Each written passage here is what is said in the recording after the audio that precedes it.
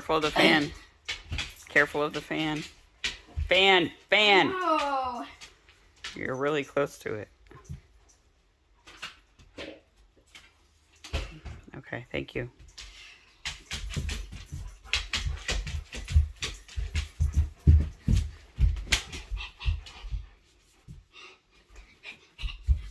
Jeez. Yeah, she likes having the pillow, I think, because she doesn't want to bite you. Ow. My hand. Oh, be careful of your hand, buddy. I don't want you to hurt it. Just let her kind of chew on the pillow gently.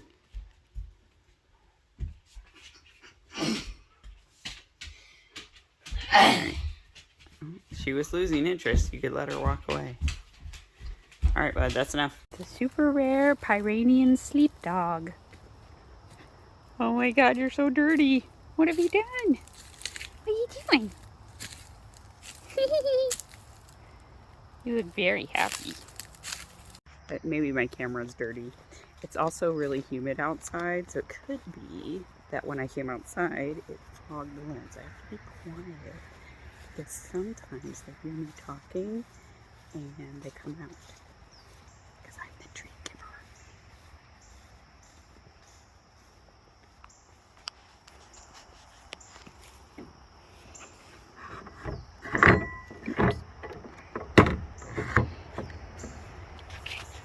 Let's count them, because I always count them, just to make sure they all made it in.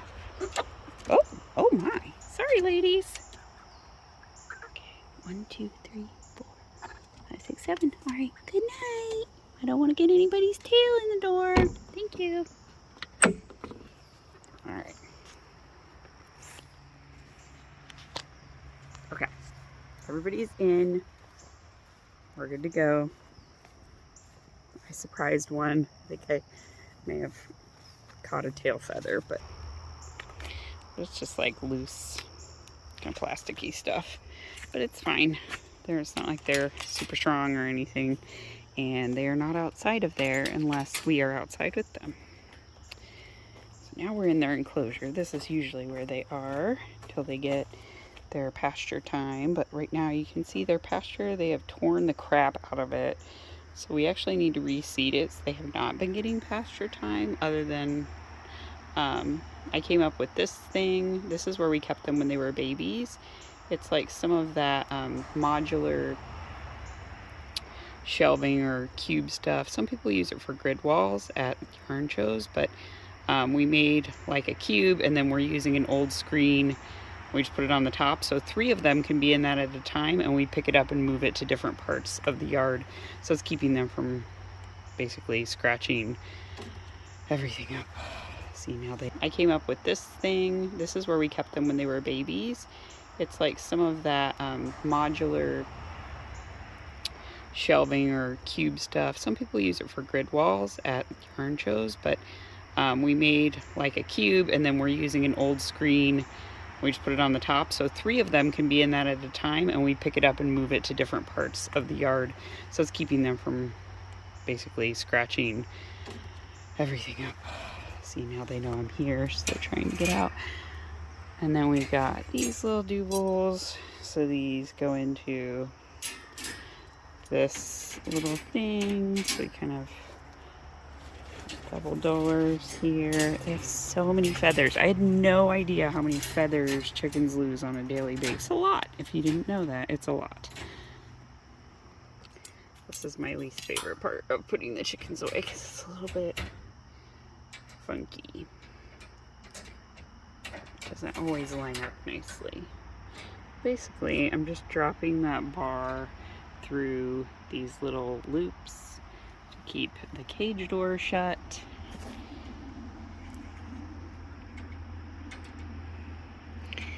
And they've got their food and water on the inside of this little run, just in case we needed to have them out in inclement weather. They've got a cover on it, and this cover actually keeps it very dry in there. And then underneath there we've got like dust bath type stuff, so it's cocoa core and a couple other things, so it's really nice.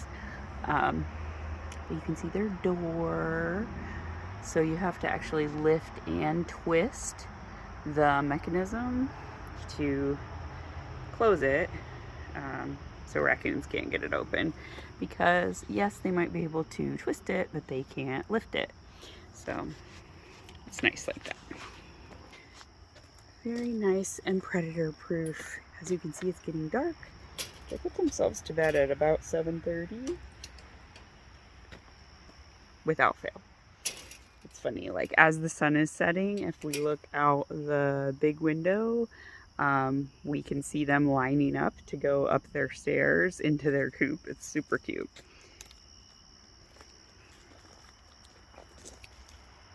All right. So this evening I was working a little bit on my frosted pumpkin stitchery Halloween sampler. I've basically forbidden myself from getting any more frosted pumpkin stuff for a while because I'm so slow at stitching and I almost never want to do it. Just because I have to have kind of perfect focus. I can't be looking at anything else. Knitting I can do without looking, but stitching I can't because I have to have, it's basically like charted knitting kind of. It's got that same level of concentration for me, but not even that, because I can memorize knitting charts. So I just don't stitch very often, and I have like probably 10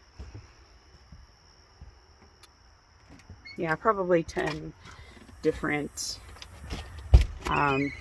kits of pattern, thread, and fabric. So yeah, I just need to get this done first before I buy any more.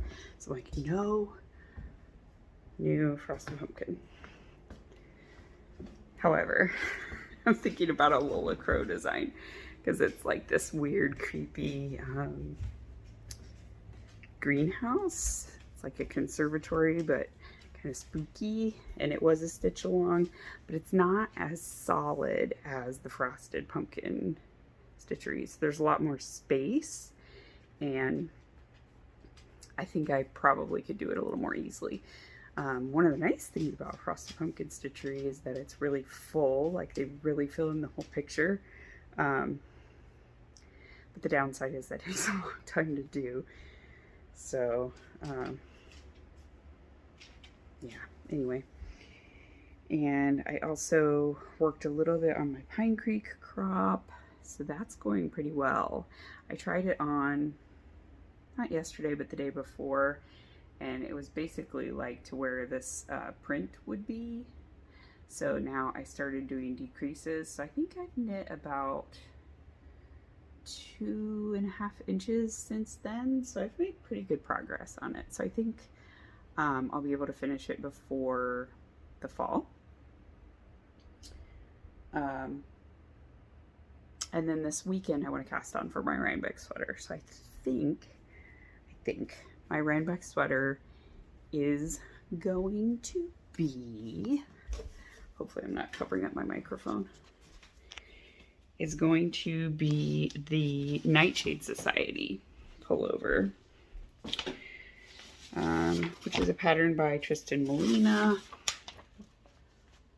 And it is almost impossible to see. You may just have to, I mean, you can look, she's Dragon Horde Yarns on Instagram, so you could look on Instagram or on Ravelry. I think she also sells her patterns on her own webpage as well, because she's also a yarn dyer. So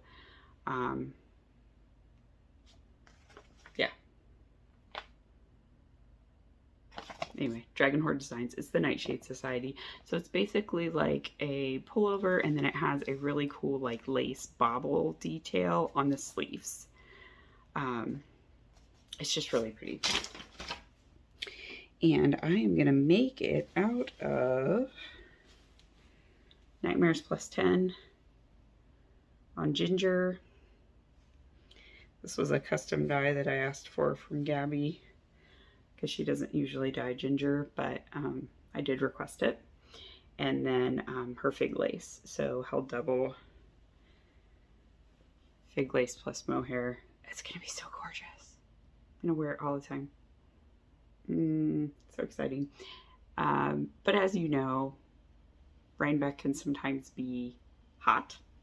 So a mohair sweater may not work.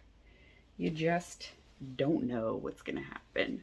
So the alternative is probably going to be my Pine Creek crop, because I don't think I have time to make another sweater. Sorry, I'm trying to stick that in the bag and it's not working. So anyway, I want to cast that on this weekend.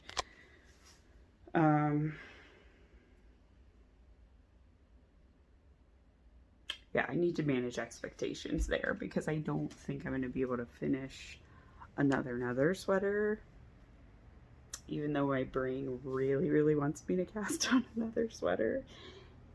If I finish my Pine Creek crop and I finish the Nightshade Society, which is possible because the body is just plain stockinette and the sleeves are like that lace cable-y with a little bit of bobbles. If I finish those, then I will use the colorway from last year's India Entangled, which is Hagstone, and it was on the Nectar base from Plies and Hellhounds. So this would be my main color of a colorwork sweater. See, this already sounds, this is not gonna work. It's not gonna work. Just stop it, Nina. Just stop it. Yeah. I really wanted to. Okay. Yeah. So it was gonna be Hagstone with this colorway, Sonder, on her Aran base. This was part of the Advent calendar or Advent box, not last year, but the year before. So it was Sonder, Ruxira, Numinous, and oh, it's one with it's like plum colors. So it was these guys. I have them all together because I wanted to do something with some of them together. So it's these three plus, oh my god, I just dropped it. Ugh. Plus this plummy color down here, this one. Yugen. It was Yugen. And I loved it so much I ordered 3 more skeins. So that is going to be a Snow sweater. But that's got cables and lots of stuff in it. It's not happening. But my thought was the Hagstone with Sonder and Ruxira. So these two as the contrast colors with Hagstone, and making, it's a Zenit Knits, oh god, sorry, I'm dropping shit everywhere. It's a Zenit Knits pattern. I did print it out, I think. Is it with this cuckoo scrunchie? No.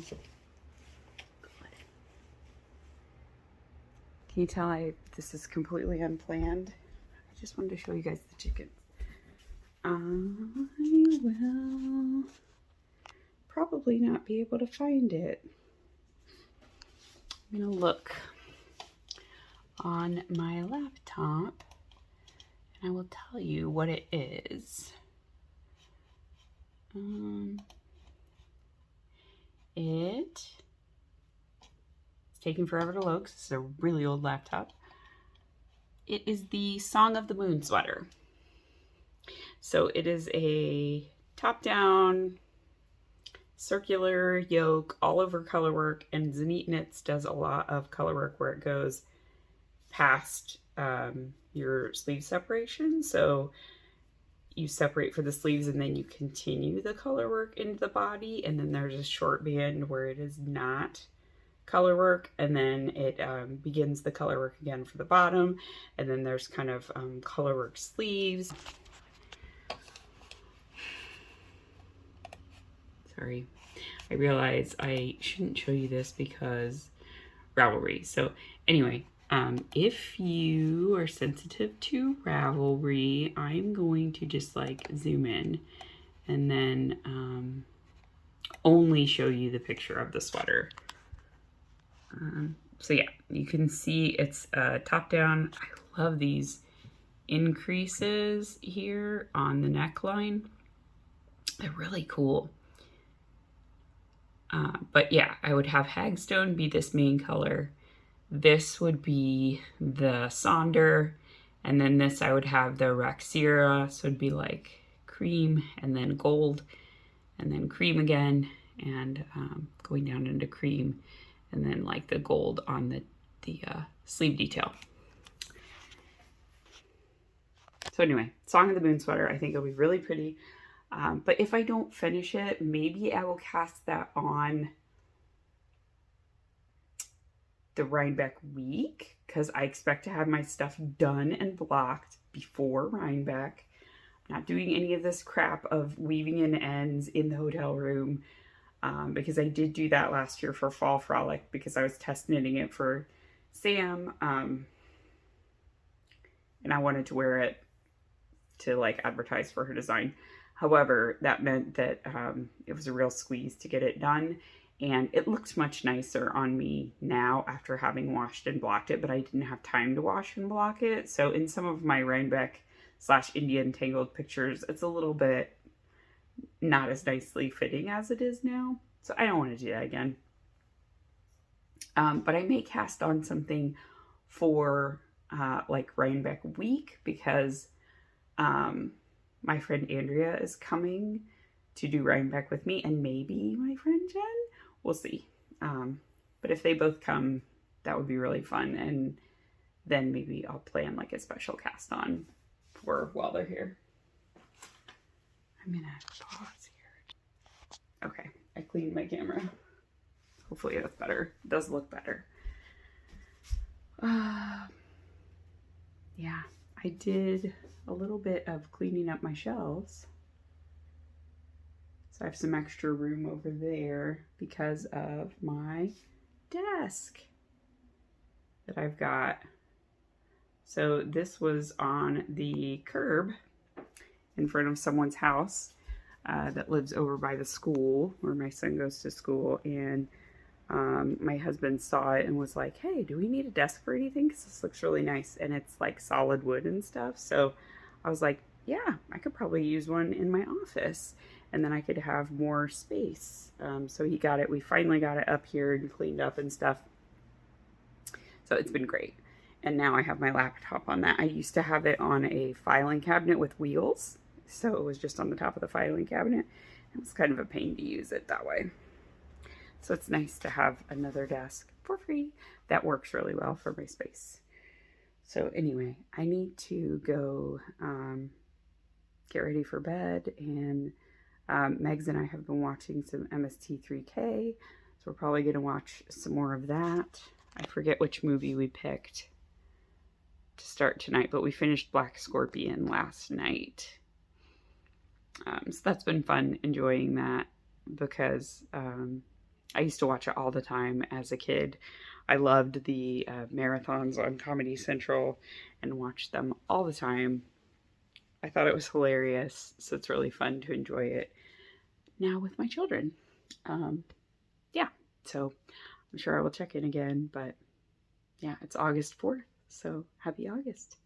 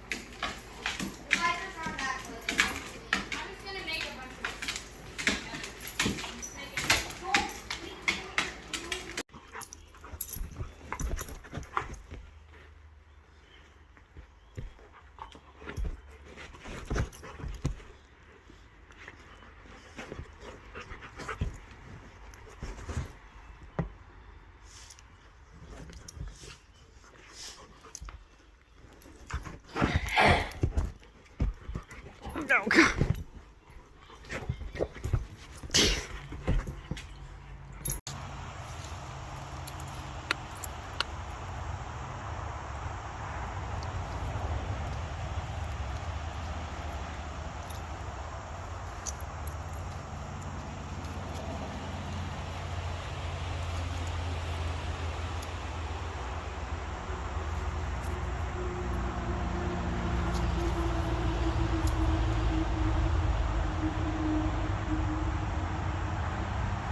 This is one of their albums. Good morning.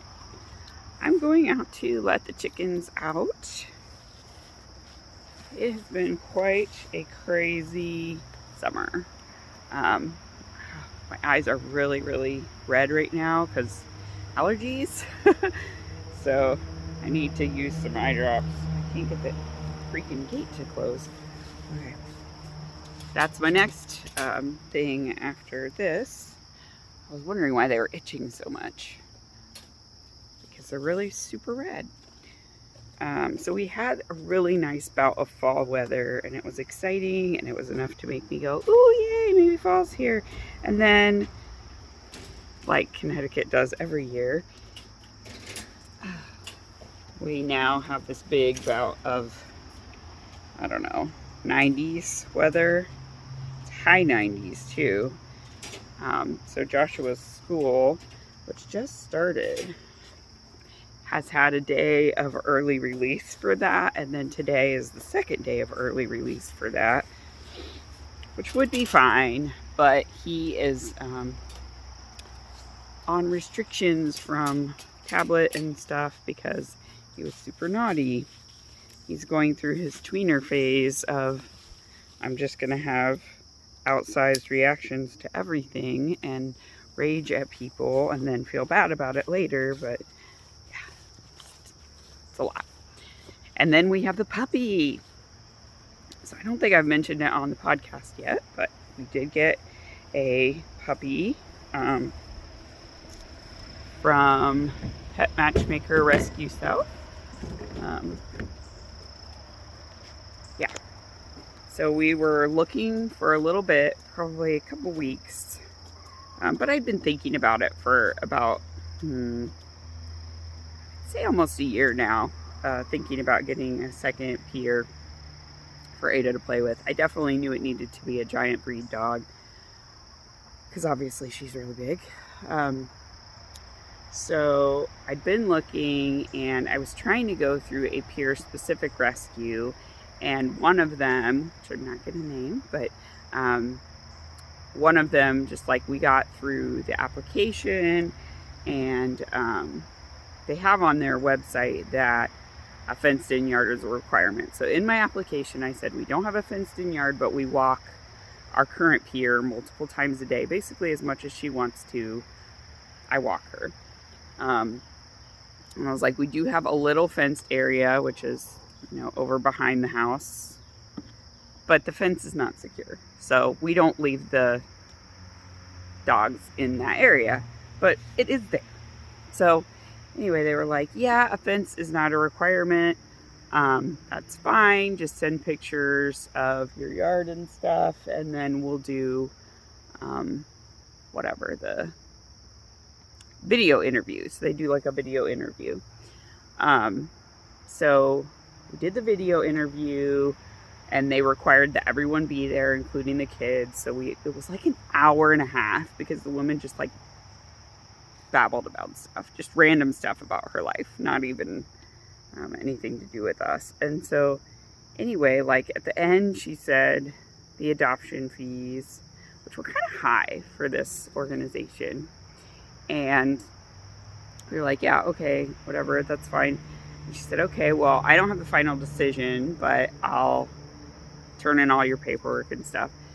And so then we got a message from her saying, yeah, we're not going to adopt a dog to you because you use a tie out with Ada, which we use it because that's what she was trained on with her owner. So she literally won't poop unless she's on a tie out. I just experienced this last night. She woke up at 3:30 in the morning. I took her out on her leash, and she wouldn't go. I stood out there for probably 20 minutes while Hubble was freaking out in his crate upstairs. And I was like, okay, fine. I'll just put her on her tie out. So I put her on her tie out. I walked inside and instantly went to the bathroom and came back up to the stairs. So it's like she was already trained on that as a puppy. I can't do anything about that. The dog came to me how she came to me. That's what I said back to the woman. I was like, you know, I know you don't care about an explanation, but here you go. Ada's a rescue. I'm meeting the dog where they are. Whatever. And I basically got passed off to another adoption coordinator. And if any dog ever comes in that is just happy to lay around the house and doesn't want to have its freedom, which is basically what they said to me, we'll let you know. I'm like, yeah, whatever. That's blowing me off. So anyway, I went on Pet Finder and I found another like whole litter of peers that this Pet Matchmaker Rescue South had. And yeah, they contacted me right away. The woman was great. The whole organization was great. I highly recommend them. They are awesome to work with. They clearly want to get dogs adopted out. And so like they did pictures of the yard, which I already had from the old one. I briefly talked to the woman that was working with the organization, but they had me talk to the foster right away. So I talked to her for quite a while just about the dogs and what they're like and their personalities and stuff, because they had several babies for us to choose from. So it was a litter of 9. And they have a purebred pure mom and a purebred Anatolian Shepherd dad. So he's an Anatolian pure. And yeah, then like basically had him the next week. Anyway, yeah, then we got him the next weekend. So hang on. Okay. And yeah, so his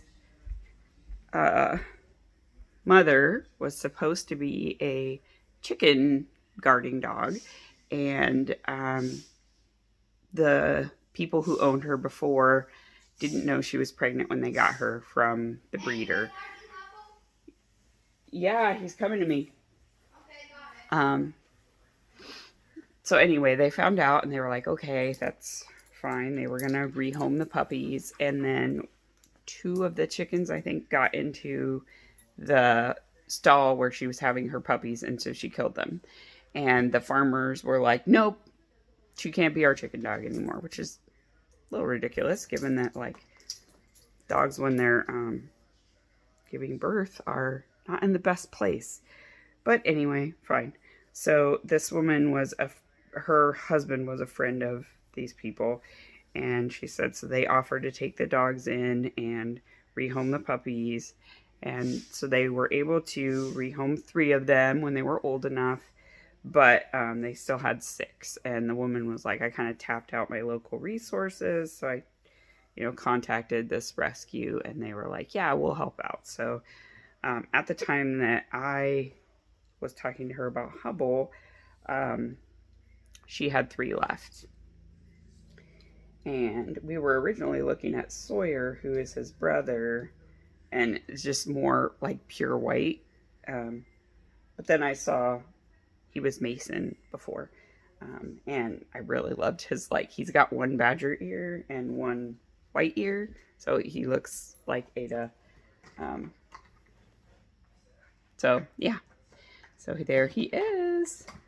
I was not planning on getting such a young puppy because he's not potty trained, and that wasn't necessarily what we wanted, but it's fine. It worked out perfectly. So he was born April 25th.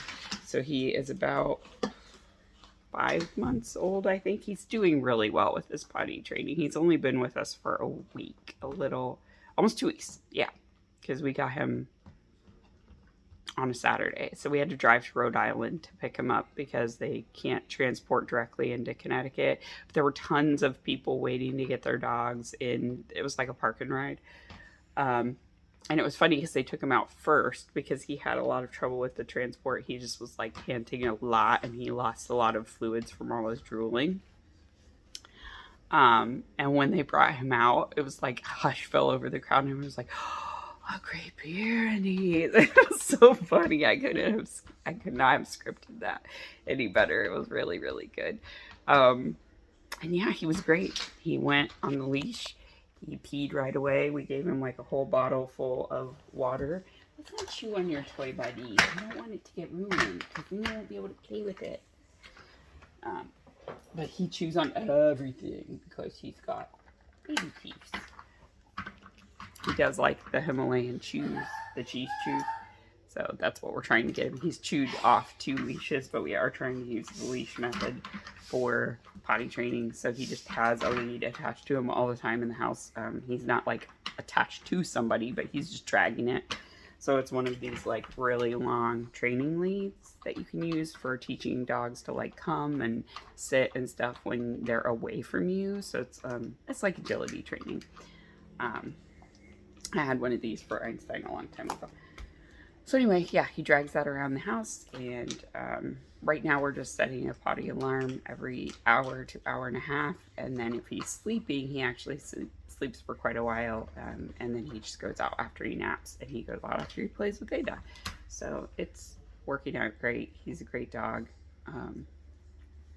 Obviously, I would love it if he was potty trained, but yeah, it's fine. It'll happen sooner or later.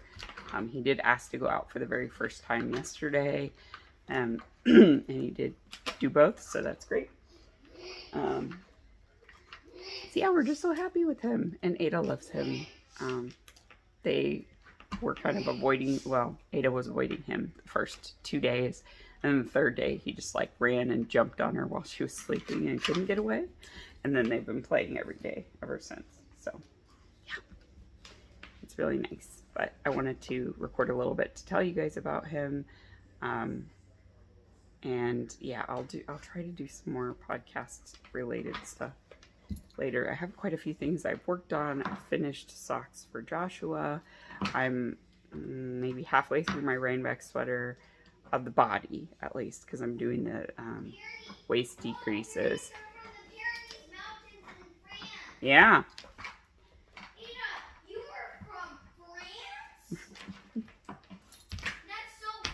But anyway, yeah, I will record more when I have time. Hey everyone. So in lieu of a regular podcast, because it is already September, it is September 14th, I think. I wanted to do a little bit of a recording just to show you what I've been working on. So really the main thing that I've been working on is my Rhinebeck sweater, but I did also just finish a pair of socks. And I've had this yarn in my stash for a long time. So it is this. There are 2 of them, and these are really like the closest I've gotten in maybe ever for self-striping socks, of them being like identical. And I didn't even really have to try. Like, look at that. Those stripes line up pretty darn well. So anyway, this is wool silk lace. I keep thinking love sock wool, but it's wool silk lace is the name of this dyer. She does not dye yarn anymore. She was I believe she was a Russian sock yarn dyer long time ago. So it feels like it's probably on an opal regia type base. It's that kind of feel to it, if you will. But I love that the stripes are this variegated, kind of rainbowy variegated color. I don't remember the name of this yarn colorway. I feel like it was like Kaleidoscope maybe or something. And then for the heels, I used West Yorkshire Spinners in the milk bottle, which I think is undyed. But it is, it matches, and I just used the yarn all the way down for the rest of it. So that's nice to have another pair of socks. However, I think I switched needle sizes partway through because I stole the needles out of these socks for a while, and I put them on some needles just to keep the stitches live. And I'm pretty sure that I knit one full sock on those other needles and maybe half of the second one, or sorry, half of the first one. Because I normally use a 2.5. I used to use a 2.75, so I have crap tons of 2.75 millimeter needles, and that's what I put these on. So I knit at least one full sock on a 2.75 mil needle, and maybe the whole pair. I don't know. So they're a little big, but that's fine. Like, they still are okay. They work okay, but it's just not as tight as I normally would do for socks. But yeah, they're nice. I'm very happy to have them done. I'm entering them into the Scrappy Stashy Mal that's being hosted by Selma of the Little Big Knits podcast. Because she's just doing a make along for using things, either leftovers or something that's been in your stash, I think, since 2020. And this is definitely older because I had this when we lived in Ohio, not Connecticut. So that would be pre-2018 stash for sure. And I don't think that woman has been dyeing yarn for even years before that. Yeah, so the other main thing I've been working on is my Rhinebeck sweater. So this is it. There's not a lot to show other than the sleeve detail, so I'll just show the sleeve detail. It is the Nightshade Society pullover, and it is a pattern by Tristan Molina, who is the dyer behind Dragon Horde Yarns. And I think she calls her design company Dragon Horde Designs. So it's got just a cable panel down both arms. And this has bobbles in it, but you can't really see them until it's on, and they kind of pop when it's on. So it is top down in the round. It had a turtleneck. I just made mine a crew neck because I can't stand turtlenecks. They just feel very restrictive to me.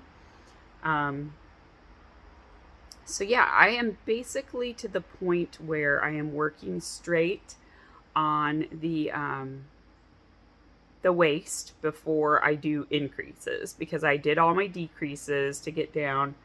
Let's flip it to that side. Did all my decreases for waist shaping.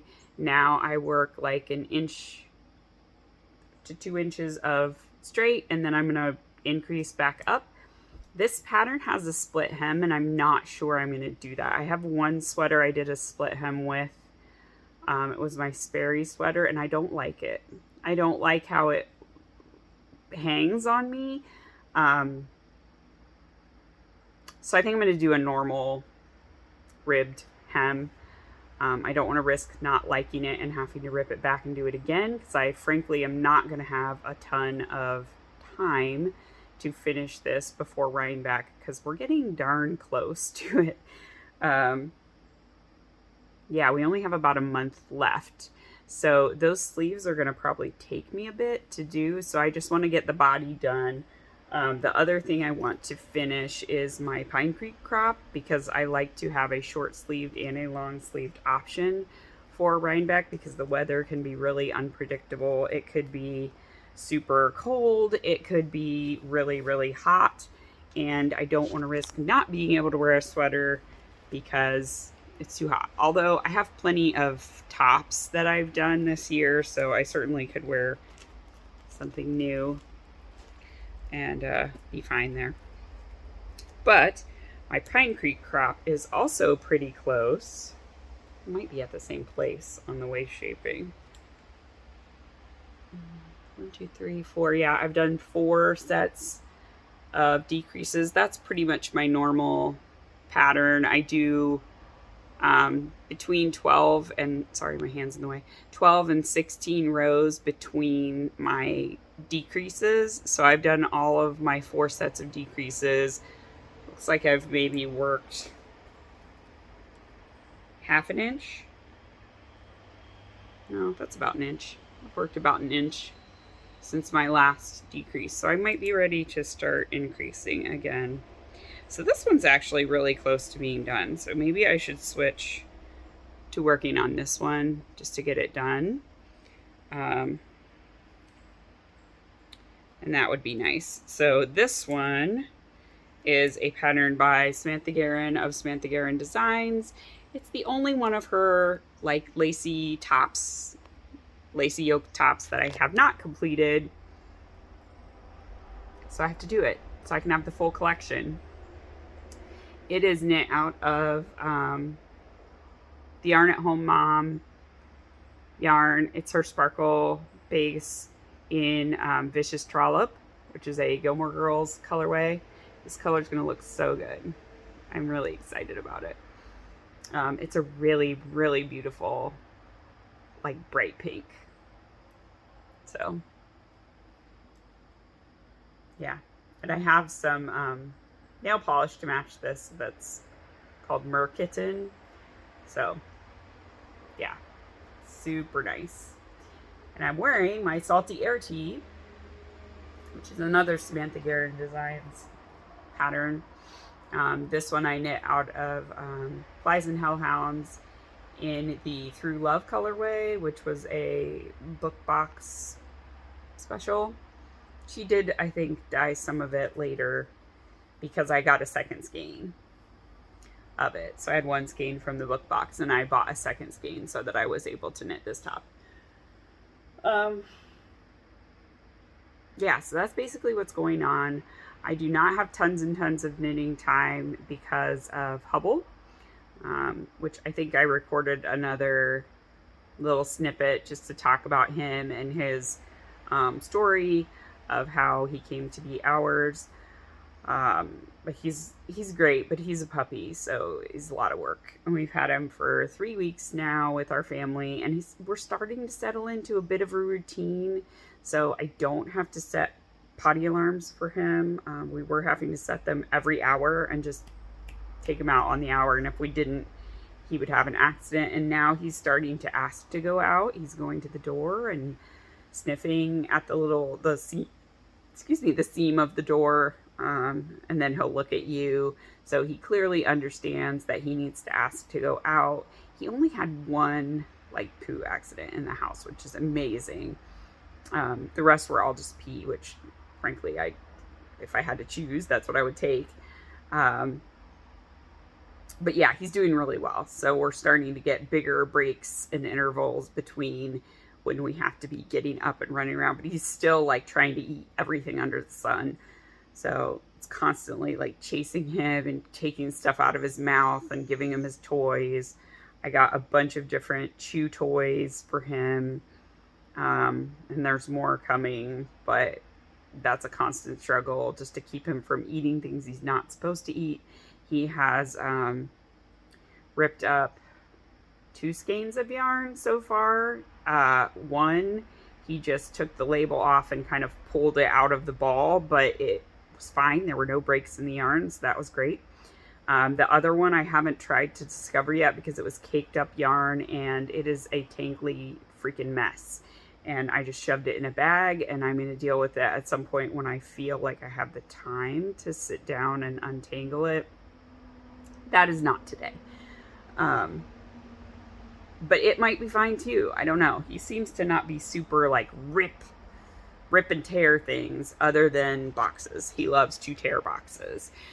Cardboard boxes are his favorite thing in the world, and he wants them so bad. And he will find them everywhere in the house. Even when I think I have all the boxes cleaned up, he digs one up from somewhere, God knows where, and brings it out and starts ripping it up in front of me. So, I don't know. That's his thing. Yeah,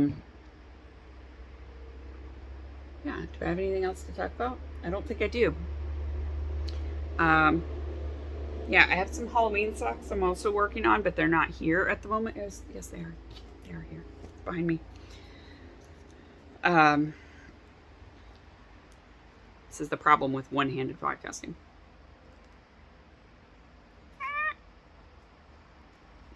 Okay. That's not good for your teeth, Nina.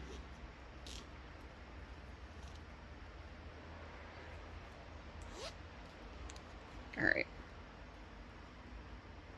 My years of motherhood prepared me for one-handed podcasting. Okay, so here's my last whip. This is Jinx Yarns in the Spoopy colorway. It is for the Distant Stitches podcast is hosting a Spooky Feet knit along.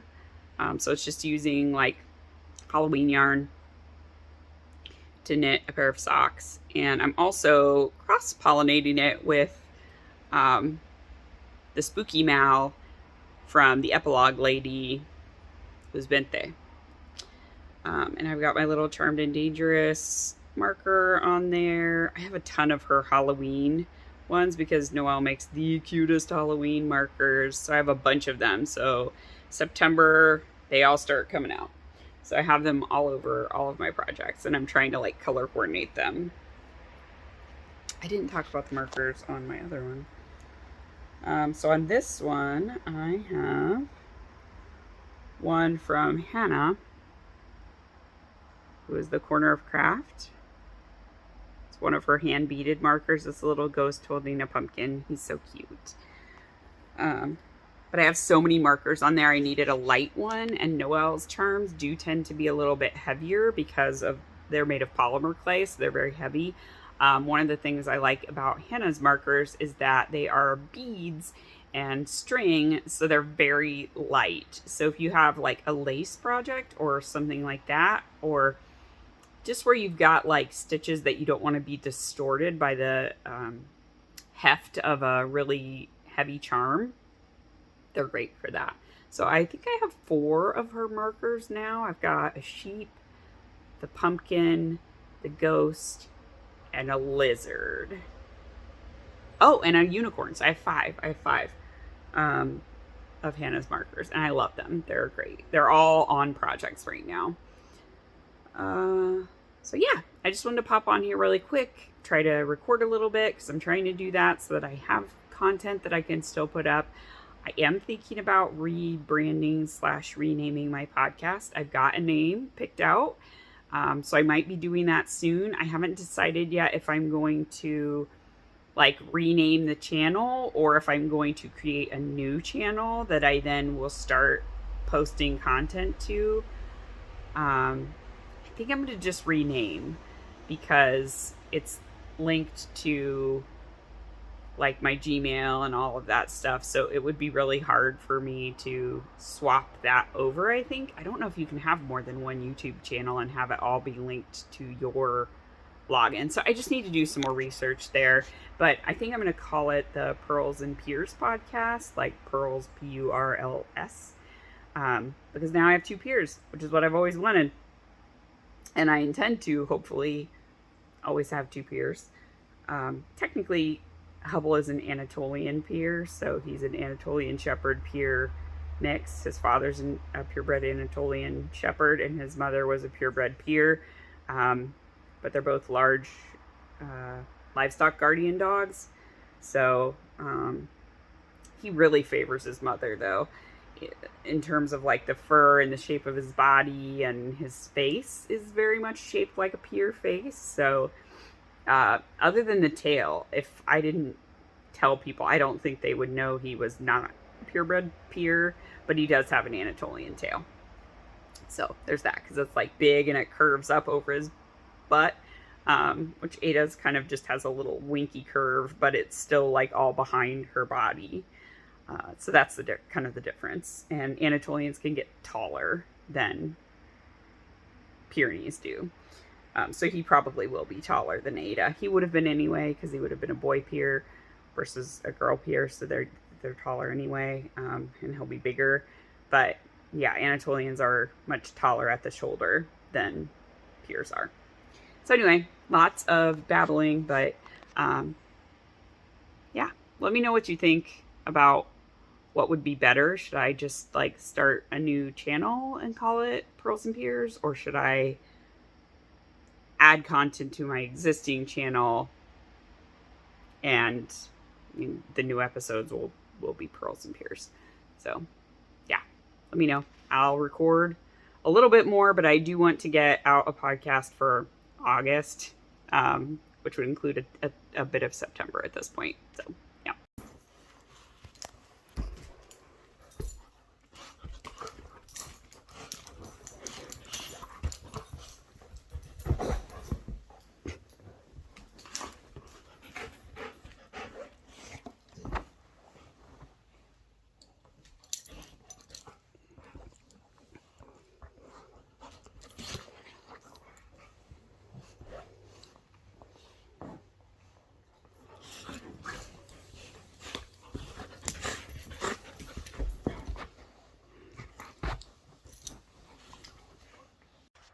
Hey everybody. So it is October and I did not film anything to round out September. The reason for that is that my whole family got COVID and, was dealing with that. And then I think Joshua got like a secondary infection after that. And then, we were dealing with all of the struggles of catching up on homework because both of them had to be out for a week after COVID and then go back to school and be masked. So essentially, here we are. This weekend, fingers crossed, we've gotten through all of the rest of Meg's makeup work, which was substantial, and we thought we had it done, and then basically like found out that they had more stuff they weren't telling us about. So anyway, but I wanted to come and just round out September because I don't know how much I'm going to record in October before Rhinebeck. We are at October 2nd. There's Hubble. He's playing with something. The cheese, maybe? Anyway. We're at October 2nd. Rhinebeck is, I think, the 19th and 20th, and then Indie Untangled and stuff is the 18th, but I could be off by a day there. I feel like I might be. Anyway, not that many days until Rhinebeck, basically like 18 days till Rhinebeck. So I have to finish up my sweater. I am really, really close. So I finished one sleeve completely. That's here. So just to remind everyone, I'm making the Nightshade Society sweater by Tristan Molina, who's Dragon Horde Designs and Dragon Horde Yarns. So the cable is like one central twisty cable and then some little side cables with bobbles inside of them. The bobbles kind of pop out more when it's on. They tend to kind of suck in otherwise. I made the cuff longer than the pattern called for. It called for only 1 inch after finishing, and I like a good 3-inch cuff, so I made it 3 inches long. The body is done and bound off. It fits really well. And the second sleeve I started either on Saturday or Sunday. I don't remember, but here's what I've got done on the second sleeve. So it's really close. I think I did 8 total repeats of the full chart and then 9 repeats, a 9th repeat halfway up the chart. So the chart is 16 rows and I did the first 8 rows of the chart another time. And then I did 2 decrease rounds. So I did 1 round to knit on my smaller needles. And I did decreases as called for in the pattern. And then I had actually added 4 extra stitches on the pickup round under my arm. And that made the sleeve much better for me. But it meant, what do I have going on here? Oh, sun. It meant that I had extra stitches for what the cuff was calling for. So I did do 1 additional decrease round and I decreased extra stitches to get to the stitch count in the pattern for the cuff. Then I work the cuff basically as called for. Sunlight. We're getting into the winter sun, which means that the sun is going to shine in my face in the morning in this window. During the winter, I constantly think about getting blinds for in here. But I also really love the sun, so I don't want to block it out. Anyway. So, yeah, I'm almost done with the sleeve. If I finish the sleeve. I'm trying to decide between finishing my Pine Creek crop in case of it's hot for Rhinebeck, which it could be, but I also have lots of short sleeve sweaters that I finished for this year, so I should just take one of those. And I think instead, if I finish the sleeve, I will try to finish Josh's cardigan because his birthday is also Rhinebeck weekend, and I always leave for his birthday. Oh my God, I can't do that. I always leave for his birthday, and so it'd be nice if I finished his cardigan for him. For that one, I'm making the Urban Hiker by Tin Can Knits. And I basically just have to finish, like, I think I'm right here, and I just have to finish going up. And then I'll see where I am with yarn if I have enough to make the zipper placket in the same yarn. I'm not sure that I will. If I don't, it's going to be on the inside, so I will make it with a coordinating color of yarn because I am squeaking on this, and this yarn is discontinued. There is one other person in the whole of Ravelry that has the one skein that matches my skein that basically was bought around the same time frame. It's from Briar Rose Yarns, and she does not dye yarn anymore. My mom purchased it at Wool Gathering, which is the festival that's in Ohio. I'm pretty sure this woman is also from Ohio and probably bought it at the same festival. So I did message her on Ravelry 2 months ago, and she's never gotten back to me. And she's been online a bunch, so I know she's seen my message. She's just not answering me. So she doesn't want to get rid of that skein, even though she has it posted as for sale. Whatever. It's fine. I think I will have enough to finish the knitting. And I just, like I said, won't be able to do the zipper placket in the same color, which is okay. I can just do a solid coordinating color because there's those 3 colors in it. It's kind of aqua and blue and kind of a gold. So I'll just have a look at my stash, see what I've got of the same weight. I'm pretty sure I've got a similar enough blue that I could do like a nice coordinating, or I could like tack it down and use like a ribbon on the inside, like a thick kind of chunky ribbon to cover up the zipper. That's basically what it's for, is just to cover up the zipper. So that's that. So that's probably what I'm going to do to round out my knitting before Rhinebeck.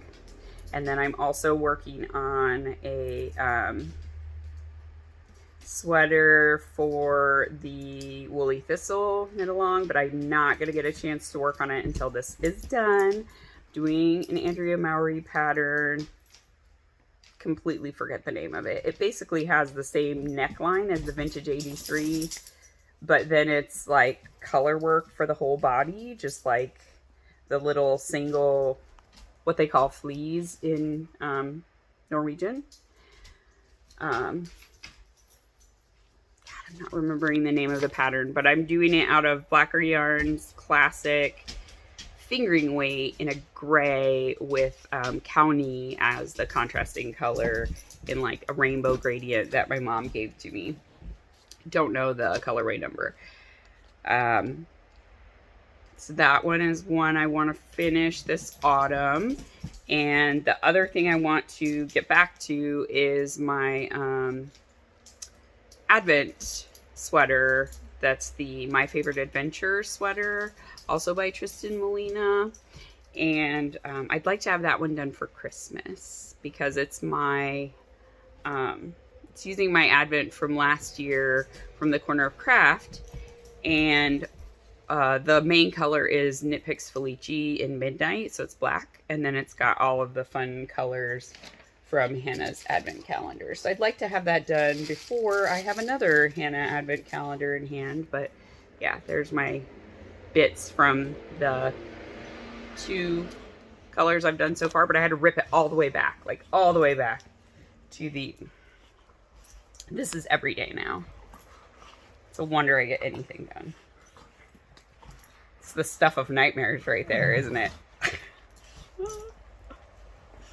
But then they'll be playing soon. Or sorry, they'll be relaxing soon. They love each other, really.